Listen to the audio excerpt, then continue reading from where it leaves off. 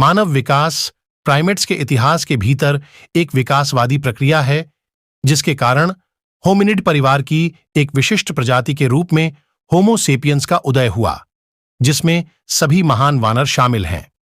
इस प्रक्रिया में मानव के द्विपादवाद, निपुणता और जटिल भाषा जैसे लक्षणों का क्रमिक विकास शामिल था, साथ ही अन्य होमिनिन अफ्रीकी होमिनिड उपपरिवार की एक जनजाति ऑसियस के साथ अंतःप्रजनन।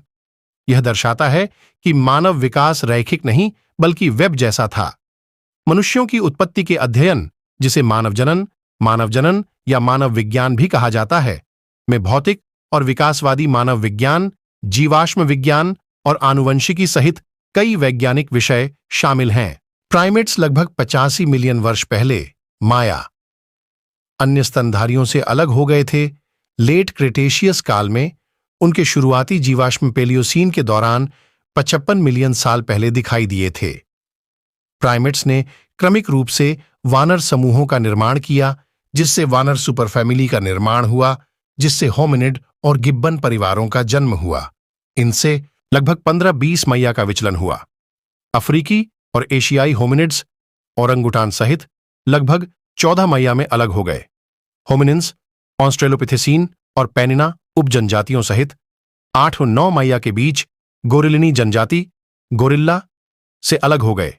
ऑस्ट्रेलोपिथेसीन मनुष्यों के विलुप्त द्विपाद पूर्वजों सहित पैनजीन्स, चिंपांजी और बोनोबोस युक्त 4-7 मैया से अलग हो गया। होमोजीन्स का प्रमाण 2 मैया में एच हैबिलिस की उपस्थिति से मिलता है, जबकि शारीरिक रूप से आधुनिक मानव लगभग 300,000 साल पहले अफ्रीका में उभरे थे।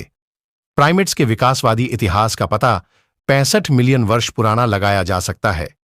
सबसे पुरानी झांत प्राइमेट जैसी स्तनपायी प्रजातियों में से एक प्लेसिडेपस उत्तरी अमेरिका से आई थी। एक और आर्चिबस चीन से आया था।